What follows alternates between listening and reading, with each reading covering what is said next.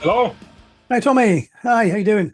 Hi, I'm good. I am so sorry that I am late. I had some problems getting into Zoom. Uh, This uh forgot my password, and then I had to search the password, and then when I knew the password, I'm sending you a code to this email. Oh, that email. What's that password? Oh, it's been a stressful hassle. I am so sorry I'm late. that's quite right. This may sound silly, but I had exactly the same problems with the Subway app yesterday evening. Exactly the same Really? thing. Yes, we are sending you a password to an email address that you can't access for 10 minutes, but the password expires in five, so you're not getting a sandwich tonight. So, Ah, okay. That's slightly worse, actually. no, we're all good. I was sat here reading a book anyway. Never a wasted minute if you have a book to hand, so I'm all good with that. That's true. I have this little Game Boy with Super Mario and stuff. So every time there's Awesome. an update or something, I just start playing 5-10 minutes. It's Uh, perfect. I'm going to come back to that Game Boy in a minute, actually. It's that kind Okay. of has something to do with one of the questions I was going to ask you. But just to set the scene a little bit, last time we talked, you were playing with some other band that sings about battles and songs and stuff. And we were in Glasgow, and one of my friends brought you a box with some Palt in it. Oh yeah, Yes, yes, so yes. that I was Anna, remember. and you became our most watched video of the year as a result of that. So thank you. Oh Um, really? Nice. it Awesome. was a great gig, but a fantastic interview as well, which was really good. Thank But you. we're not here to talk about whatever they I were don't called anyway. Yeah, I don't remember. It was a long time ago. long time ago. I mean, that was 2023. That was I don't know, ages. We're Years talking about ago. Majestica tonight, Yes. and some other stuff. We'll get the Majestica stuff out of the way. But I was actually doing a little bit of research, as you do, and I suddenly realised I've seen you before with Majestica. I had a quick look, and one of the performances that you played, and it was the first time that Rainseed had played in 5 years. The last time you played as Rainseed, and it was at Sabaton Open Air in 2018, which is the 1 year I went. And I actually realized I've reviewed you before as Rainseed. Oh, nice. That's awesome. It's so nice because yeah, as I said, that's the last time we were Rainseed, and also we played two more songs, two songs from the Above the Sky album. Mhm. But So I was wondering that was there'd been a bit of a hiatus before that. You came on, you played that gig. That was kind of about the time you decided that Rainseed needed a reboot, whatever you want to call it, and you moved over into Majestica. Would you class Majestica as a new band, or was it just kind of a continuation of Rainseed? It's quite unclear when you look online if it's one band or whether it's just kind of like we're drawing a line and starting a new one.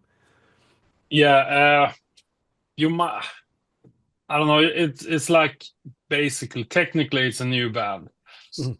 When we recorded this album Above the Sky, we Yeah. recorded it as the seventh Rancid album, and it sounded so good.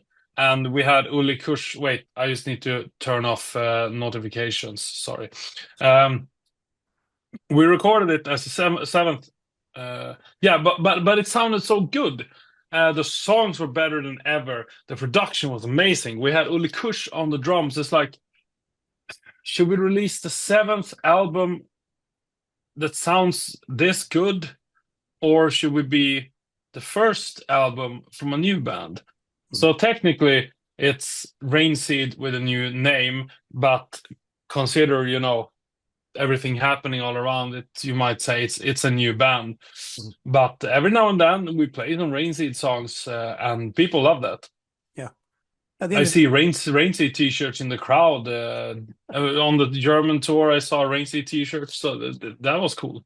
Yeah, I mean, there's no harm in bands move on, band members move on, whatever, and oftentimes people will hark back and play an old song from previous incarnation. Anyways, it kind of makes sense. But when you've got like a six album incarnation before that, you've got a lot of old material to go through. And how many albums is this you're on now with the new one that's coming out?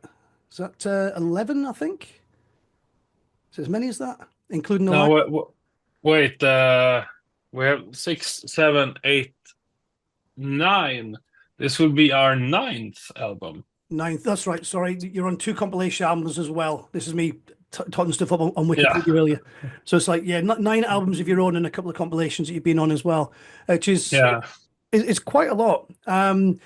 I was again looking at the dates when everything fell, particularly around about this period. You just joined Sabaton at that point in 2018 when I saw you. And I'm looking at this period in time. I'm going to have to look at my notes here because I won't remember it otherwise.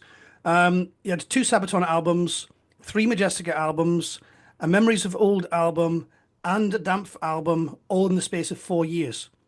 Do you understand the concept of downtime? Uh, that is a new word. What is that? Down, I can relate down. to that. People ask me the same question. Yeah, yeah. But, I mean, people tell me all the time, like, you need a vacation. You need to take it easy. Don't get yourself burned out. But Yeah. a perfect vacation for me, that would be me sitting on my own, writing music with, turn off my phone for 2 weeks Mhm. and just sit by myself, record music. That would be perfect vacation. And that's why that's how it was when I wrote Above the Sky. I Mhm. was kind of alone. I was living with my mom temporarily until I moved into my apartment. But at that time, she never bothered me. I was living on my own, and I can say from morning until night writing music. So the entire album was written in like a couple of weeks because I was so inspired. I was on my own and no one disturbed me. Um, so that would be a perfect vacation for me because it's about doing what you love. And I love to play music. I love to write songs. Yeah. So I mean, looking at the way times have changed, the very first Rainseed album, you did everything. I mean, you recorded the drums, the guitars, the bass. Apparently, you also play the flute as well. You did the vocals. So that was all you. And then you, on the success of that, you managed to draft some band members in and so on. Has the writing methodology changed now? You have more band members, or is it still very much this is Tommy Johansson doing all the work, and then everybody else goes, okay, we'll join in, or is it more of a group project now? well, it's mostly I write the music and then someone comes like I want them to be part of it because uh, if you're part of something, then you feel more. How do you say? Then you want to put more time and effort to it.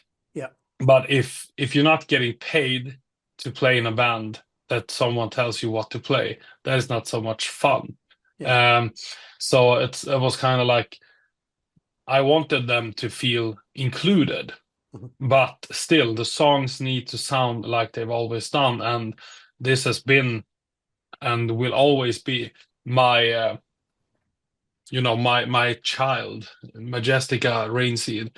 So when it comes to music, I have the last say, so to Mhm. say, and so usually I come with some songs. Lately, the guys in the band have been like, how about we do like this in the verse instead? Try this and try that. Most of the times it doesn't work because I have an idea in my head, Yeah, and that's how the song should be. If they wanna write a Majestica song, I said that you're more than welcome to write a Majestica song, but it needs to sound Majestica, yeah. and that is maybe something that only I can do for now. But I mean, me and Chris wrote a song. Um, Me and Petter wrote a song together. So yeah, it's been working out great. It's like Petter came up with he showed me like 20 different songs, and then one of them, that intro, Yeah. we can use that. That sounds good. Yeah. Obviously, this time round, with leaving Sabaton, we'll name them. You've had a bit more time to work on the new album. Just to name check it as well. It's Power Train, and it's coming out on the 7th of February, a couple of weeks' time. Yes, Yeah. yes, So you've had a bit more time to work on this. As I said, I mentioned this really busy period over like 4 or 5 years with all these releases, all these bands. yeah. Now it seems you've had time to just focus on one. Has that made a difference to sound on this one? I mean, I've listened to it. It's good. I'm going to mention a couple of songs in a little while, but did you find that it was a more relaxed time, or have you just got other stuff that you've been doing around that instead because that's how you work? I've had other stuff that I'm doing. That's how I work. No, but I mean, I have my YouTube channel that I'm working with. That is what pays the bills right now, and until Majestica Yeah. is matching up with that income, I will of course continue to work with YouTube because so far Majestica, the money we earn, we spend. We Yeah. need backdrops, we need merchandise. So when someone said, "Oh, you earned like 30,000 for the on doing these shows, that's awesome." Yeah, but we have to buy merchandise and we need a new backdrop. We need a new in-ear system to be able to get rid of the cables and so in the beginning, uh, as soon as we get money, we need to get stuff because when you start a company, it costs money to earn money. Yeah. So that's why I'm still working with my YouTube channel and I love it. It's a lot of fun, of course, but I have had some solo shows that I've been doing on my own as well. So yeah, it's been a bit stressful during the recording session with Majestica because I had to do all these other things as well. Because recording an album doesn't pay that much No. when you're sitting there in the studio. It's not like you're checking your bank account. Oh, I just earned €100 today. It doesn't work like that. So And it's very, yeah, very much the other way when you sat in the recording studio and the money is going out of your bank account and into the exactly. recording studio. Yeah, exactly. Um, well, as I said, new album's coming out. I have had a listen to it. I listened to it this afternoon. I will get a review done shortly, but there's a couple of tracks in particular that I want to pick out. Yeah, Battle Cry is one of the first ones. Love it. It's got that hook. Just as you listen awesome. to it in the background, it's one of the ones that makes you stop and really listen to it. And the other one I really liked was My Epic Dragon. Yeah, I'm assuming there is a deliberate Japanese influence through that one. Certainly the tone of the song and the guitars, it sounds almost manga at points. Would I be right in that, okay. or is it just something I'm picking up? No, it was. I've heard that comment before, but it was not in my, it was not intentional to make it sound manga or Japanese inspired. But I mean, I don't mind if people say that because I love Japanese music and Japanese culture, so that's just cool. But no, the idea actually came when I was touring with the Twilight Force, and I realized, holy shit, it's so cool, this epic symphonic Mm. stuff. I want to do more like that. So I wrote a song like that. That song was actually written in 2018. Oh, okay. Wow.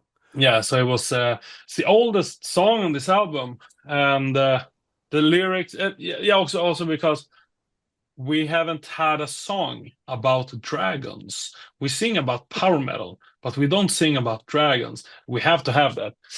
And also, we have this saying like majepic.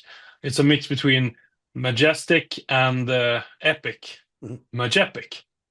So the song was called Majepic Dragon for all these years, for 5 years. It was called Majepic Dragon. Mhm. And then we come up with the idea, how about because we can't name it Majepic Dragon, but if we call it My Epic Dragon, it's kind of the same. It's like, wow, that's cool. So basically, the story of the song is the movie Dragonheart with Sean Connery and Dennis Quaid Oh, from wow. 1996. Wow. Yeah, I remember seeing that in the cinema because I am old.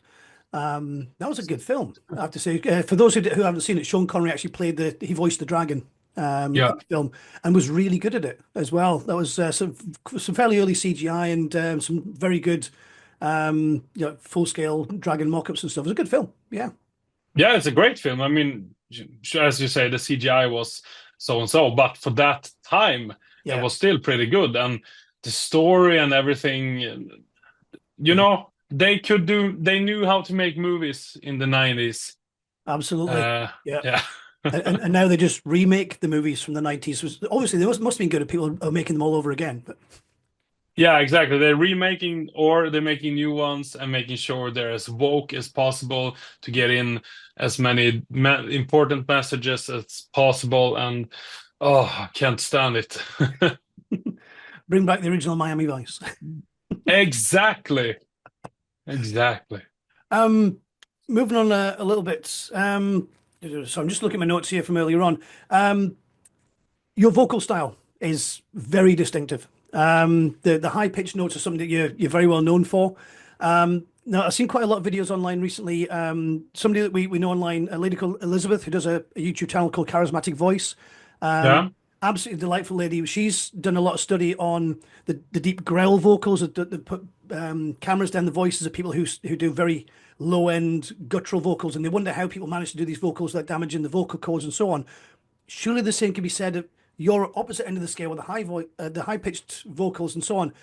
Do you train for that? Have you got a way of making sure your voice is in good form before you go into the studio, before you go on stage? Do you have to look after it, or is this just something that you're naturally very good at? No, of course, I need to take care of my voice. I mean, I feel already now that it's getting harder to hit those high notes. Mhm. This year, I've been struggling a lot, actually. Yeah. That's one of the reasons why it turned out so stressful in the studio because I couldn't hit those high notes. They were just not there. Mhm. And also one of the reasons why I took a vacation from my YouTube channel for a month because I was worried that something was happening with my voice, but then it came back and then, it comes and goes. So I don't know what's happening. Maybe I've had my glory days of a super high pitch voice. I Yeah. mean, I can still hit high notes, of course, but it's not as easy anymore as it once was.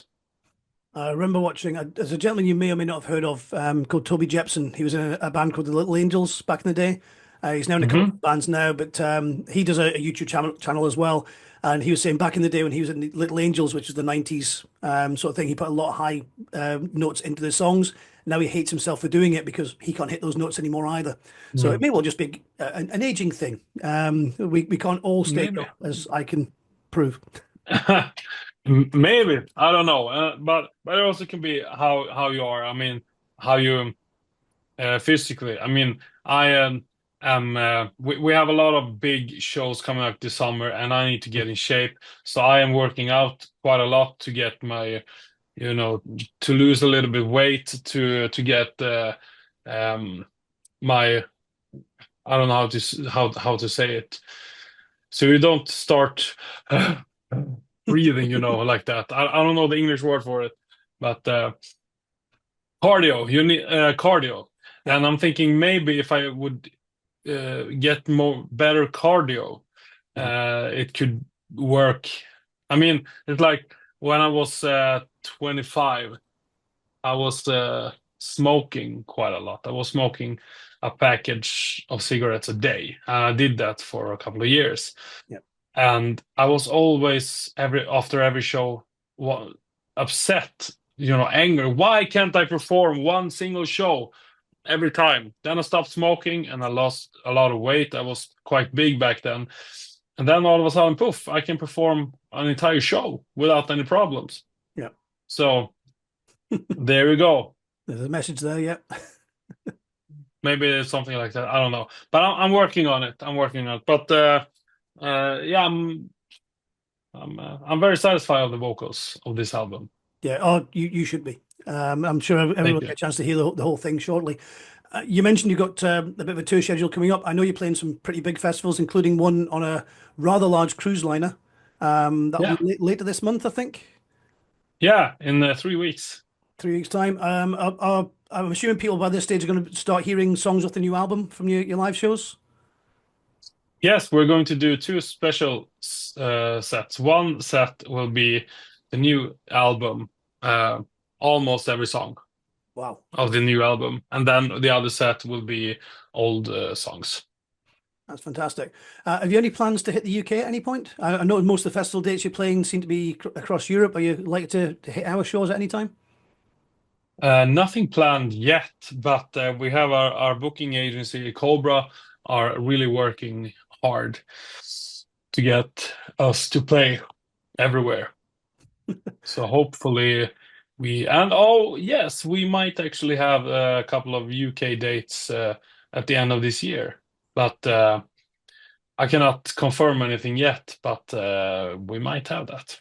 Okay. Well, fingers crossed. We'll keep our eyes open for them, definitely. That's superb. I just want to circle back quickly to the Game Boy. Is that an actual old one, or is that one of the ones you can buy that has the games installed on it? Yes, exactly. And it Yeah, has, my son has one. Yeah.